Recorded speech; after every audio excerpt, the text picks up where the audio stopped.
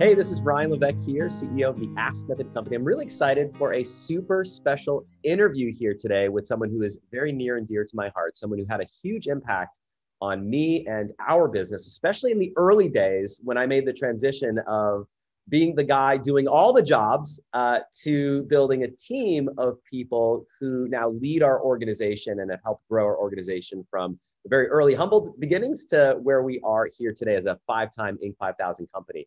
And I'm talking about none other than Hyman Pratt, who is the author of a great new book that you've got to get your hands on called The People Part, which is all about the aspect of business that I think so many entrepreneurs struggle with, which is leveraging and mobilizing teams of leaders to help make your vision a reality in the world. And Annie's had a huge impact on me personally. She's had a huge impact on our business. So I could not be more excited to be sharing this book with you and to be introducing you to Annie and her work. Annie, it's great to have you here. Welcome, and tell us a little bit about the book and why you decided to write it. What inspired you to write and share this book? Well, thanks for having me. And yeah, that's a perfect first question. So I've been working with businesses for a long time now, right? So I had my own family business as a young person, which some people may know, the Coffee Bean and Tea Leaf. That was my family's business. And I was the CEO all during the 90s until we sold it. And after that, I was working with a lot of companies doing all kinds of turnaround work and helping companies in transitions and helping them really grow and scale. Okay. So as I've been doing that for, oh gosh, many decades now, I have had the question come to me a lot and been searching myself for book recommendations. Like, what can I recommend to people that really covers what I think is most important about business and growing a business? And that is the people. I found that most books really address systems and process, maybe some strategy, maybe a little about a business model, but they don't cover the heart of business, which is the people. And so people, entrepreneurs would say to me all the time, like, I'm pretty good at business. I'm smart, I'm creative, but I'm not good at the people part. so that's when it's like, oh yeah, and that is the most important part. So that's what's inspired me to write the book. So I now have something to recommend that I'm really proud of. And it really covers something that I haven't found any other books to cover. And that is that, when we're working on a business, business is a team sport. Right. You can't do it by yourself for very long, or not if you have any ambition. So, and not only that, but you get stuck doing all the jobs. I think that's a trap that a lot of people may fall into, especially early stage entrepreneurs, is that I find a lot of people come from a solo expert or solopreneur paradigm where they have expertise in a subject matter area, whether that area is marketing or business or a niche area, whatever it is, and they want to take their expertise and they want to then institutionalize it. They want to make it into an organization. And so all their training, all their skill is in that subject matter. And like you said, they learn the product piece, they learn the process piece. And then the people piece almost feels like it's this, I don't want to say necessary evil, but it's like this piece, like, why can't people just do what I need them to do? And there's so much around that. It's such a big topic, but I'm just curious, like, why do you think that is? Like, why do you think so many entrepreneurs and so many leaders and so many CEOs struggle with that part of the equation? And I mean, I've had the firsthand benefit of working with you, so I know how much you've helped me in this area in particular, but how can people benefit from the book who maybe struggle with that people part? Yeah. Oh, it's such a good question. So there's a couple things. The first and most primary thing is to know that we're working with human beings. Okay, and because we grow up human, and we go to school and we have some education, we tend to think that we know how humans operate. Like, this is something that we've already learned, like, in kindergarten or preschool or something, right? Okay. So the thing is that we don't learn enough as young people about how humans really, really work. And with human beings, we have a part of us that is old and strong. Like in our evolution, the creative part, the part that is masterful with doing new things, with reasoning, with putting together a new business, etc. That's all happening here in the executive function in the frontal lobe. But we have this part of us that's much stronger and older that's all about threat detection. And that's in our amygdala, right? So we tend to think that humans, when we're adults, we stay out of that spot. We're not looking for threats when we're working in a business. Okay, we're not consciously looking for threats, but the thing is, as human beings, we can't turn off our threat detecting. And so we are wired to have these emotional responses kind of all day long because we're human. And that's the part that we really have to learn to work with. So as a human being, we all know the difference between, getting upset or anxious or resentful or angry about something. Think about that for yourself, and then think about how productive you were that day. Right? It's like, how many times how many times have I received some email and thought, oh, that is not cool. And here I am on my keyboard pounding away, luckily, or I should say, learning over time that I'm not going to send it, first of all. And second of all, really learning to work with my own emotions so that I don't stay in that emotional reactivity. And that is the piece that I truly believe that is the number one destroyer of productivity and thinking in business today, is people in their emotional reactivity. And it happens so fast. Like we could be in a meeting, even on a Zoom meeting, where, maybe somebody cuts you off. And as you're trying to share something and you're thinking, what the hell, that person has it out for me. Right. And then you are not thinking about that. You're thinking about, well, how should I deal with this? Your focus becomes totally self-centered. And that is the piece that we've got to learn how to work with. Because without learning to work with that, we don't have a productive team. And I, maybe one last thing I'll say about that is that this book addresses that very first and foremost. Right off the bat, we talk about self-leadership. The first agreement. I've organized this book in terms of agreements. And by the way, agreements are how people work together in business. So the first agreement is that we show up in self-leadership rather than self-protection. We're aware when we go into this reactive, emotionally driven, self-protective piece, and we work to get out of it. And so what I was going to share with that is that we know this for other vocations or other things people master in the world, like sports, like music or performing arts, even like, surgery or something. And that when you're going to do one of those things, like let's say you're a professional basketball player, you do not become emotionally reactive on the court. If you do, it's a giant problem. It happens because we're human, right? But it's rare.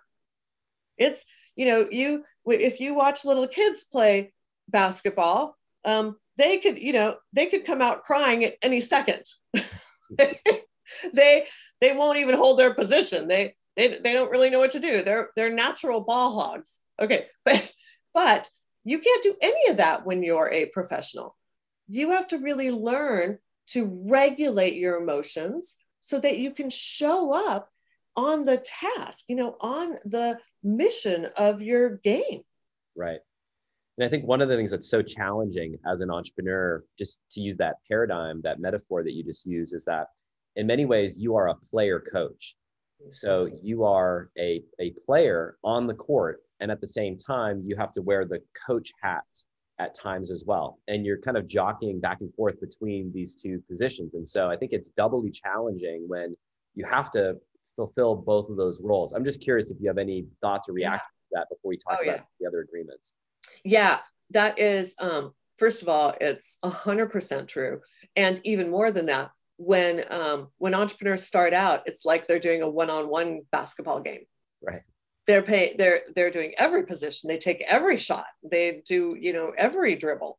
So over time, then first it's like 2-on-2, and they're doing a lot of things, but not all the things. And then once you start to get more and more people on the court, the entrepreneur is doing less of the shot taking. They have to let other people try to score goals, right? And more about the coaching, about the mentoring, about the, I'm moving from me doing it all to teaching, mentoring, training other people to do it, because then guess what? Then I don't have to play all the games.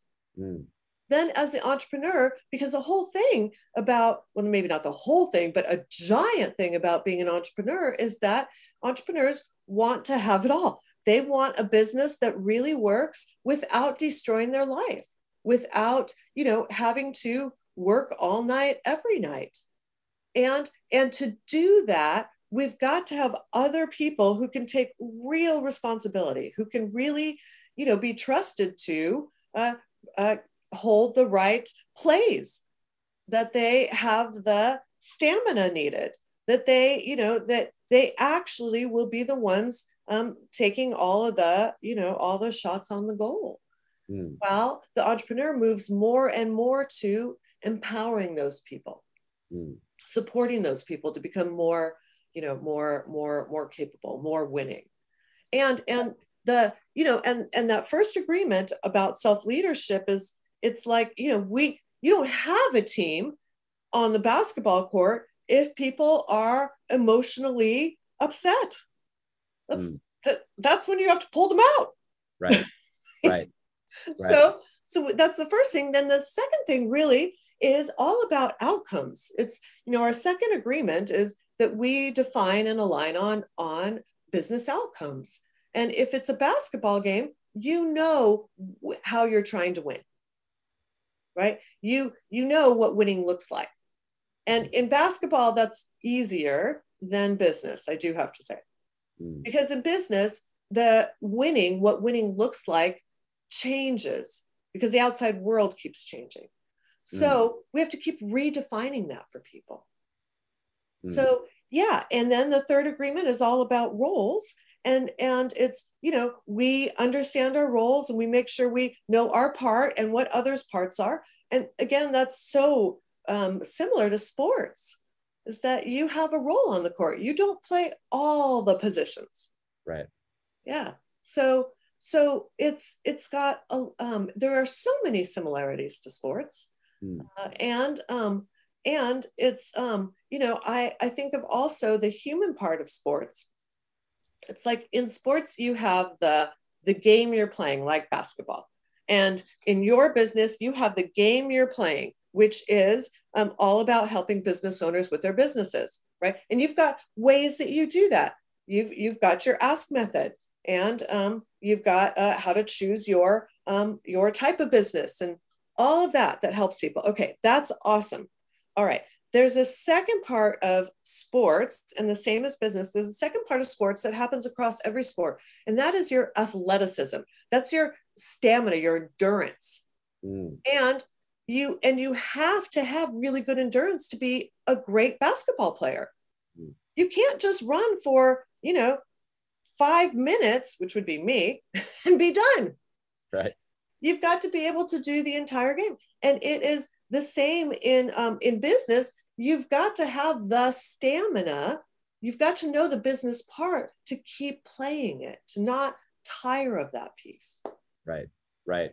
And in some ways, that's in many ways, it's the most important piece, because that quote unquote, business athleticism, or, the metaphor, just so it doesn't get lost here, is like working with other people and creating an organization of leaders, is transferable to any sport that you may play. So the sport you're playing right now may be XYZ, but you may shift in your business. You may pivot. You may start selling to a different market. You might start selling a different product, but and what you were selling before may become obsolete or irrelevant at some point in the future.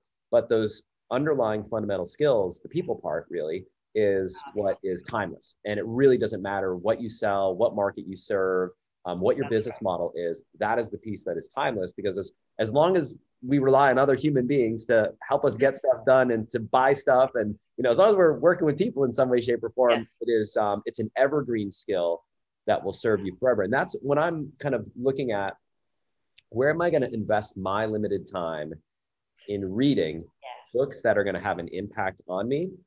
I'm looking at what is going to serve me both today and what is going to serve me for many, many, many years into the future.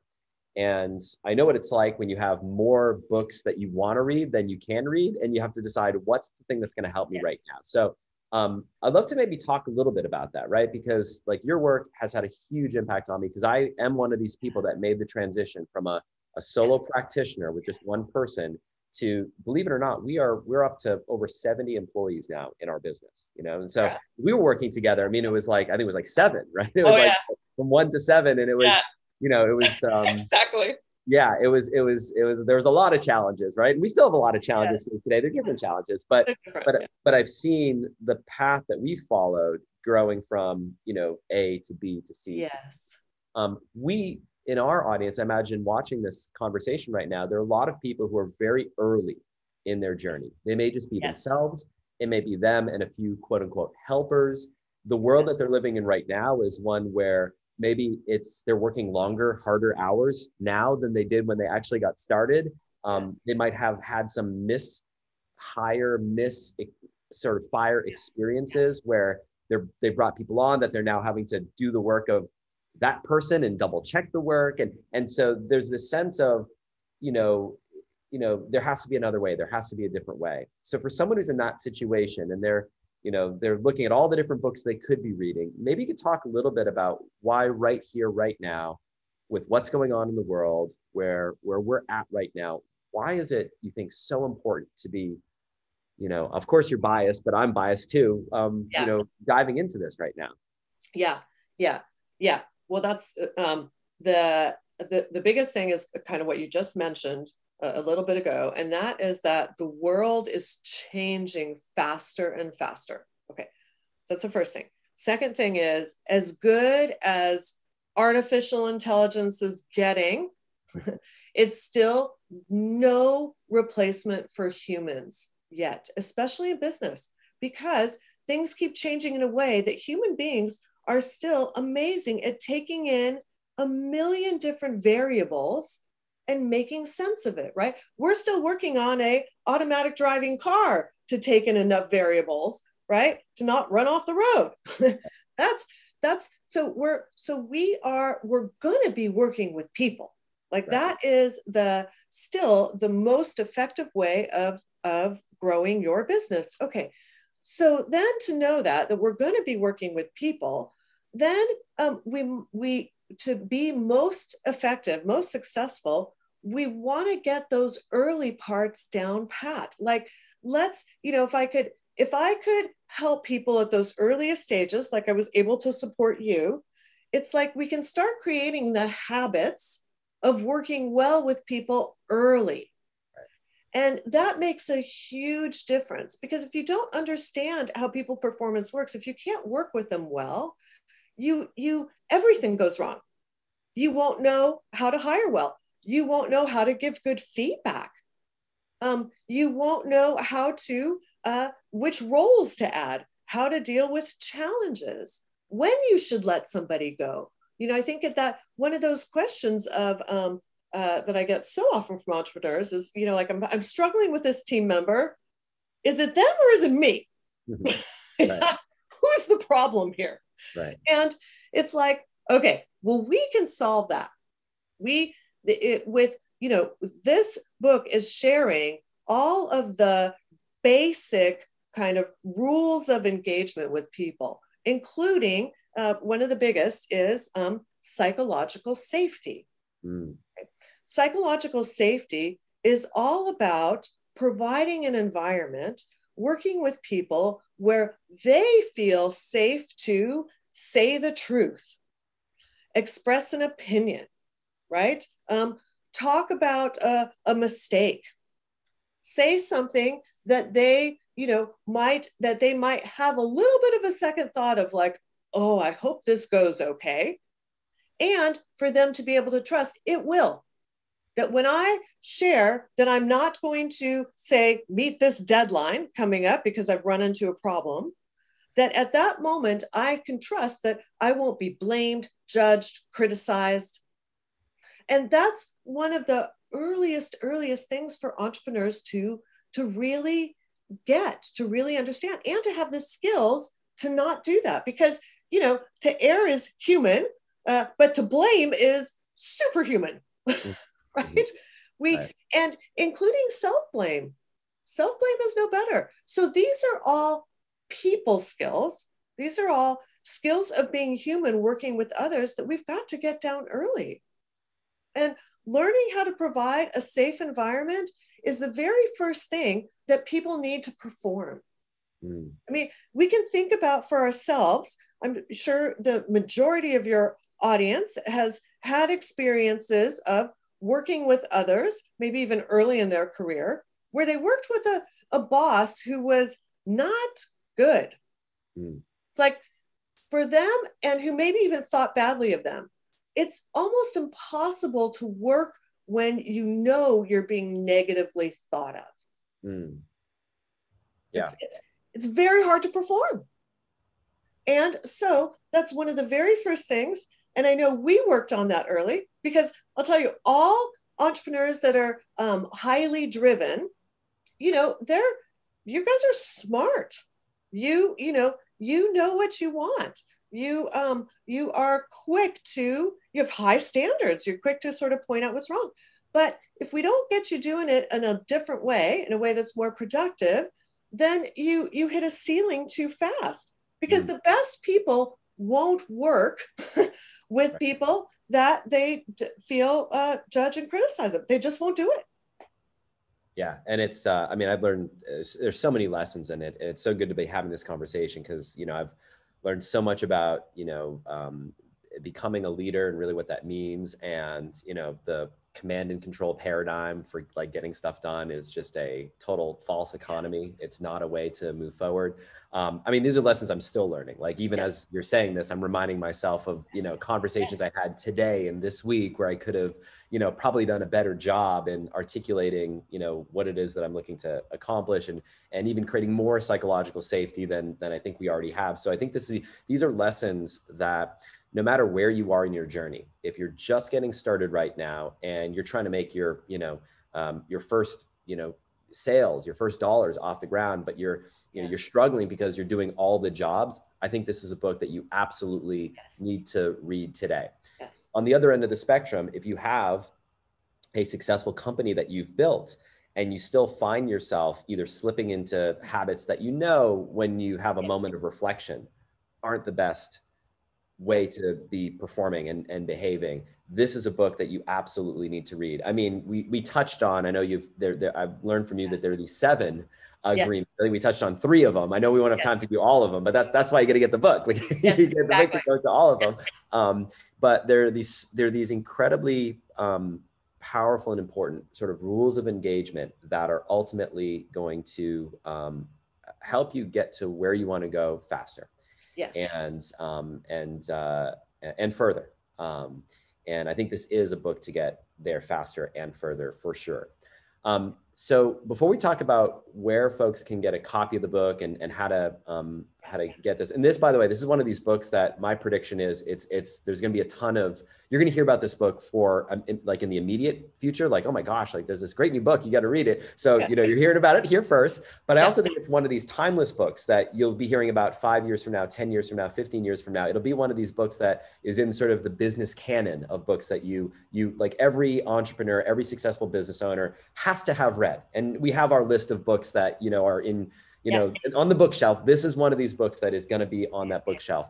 But before we talk about, where to get a copy of the book, and we've got a cool little bonus, I think, for folks who take advantage of a special opportunity. If you could leave people with one thing, like if there's just one takeaway, if there's just one sort of message that you are hoping people walk away with from having read this book, what is that big takeaway? What is that aha? What is that insight? Yeah.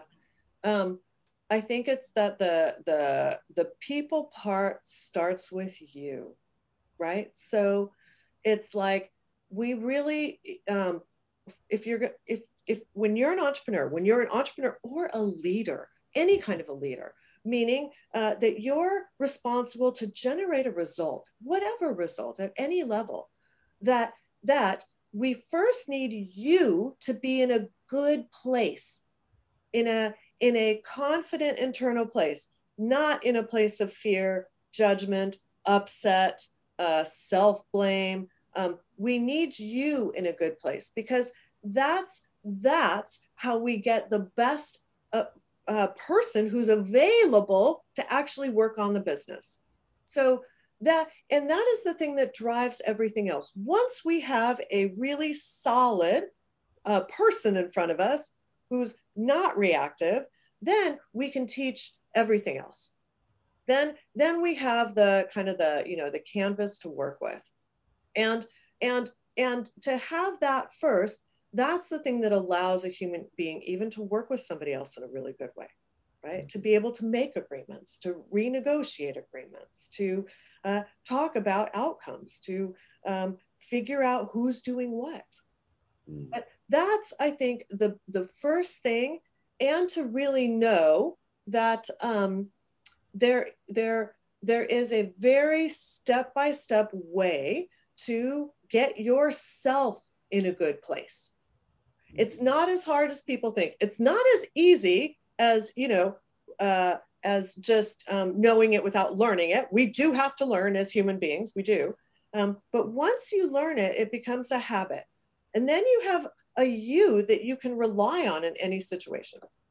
I love that so much. First I think that there's so much wisdom in there. I mean, we all come to the present moment with all sorts of baggage and experiences that have shaped us along the way, good and bad, for what it's worth. We all have habits that we've developed over the years, good and bad, for whatever reason.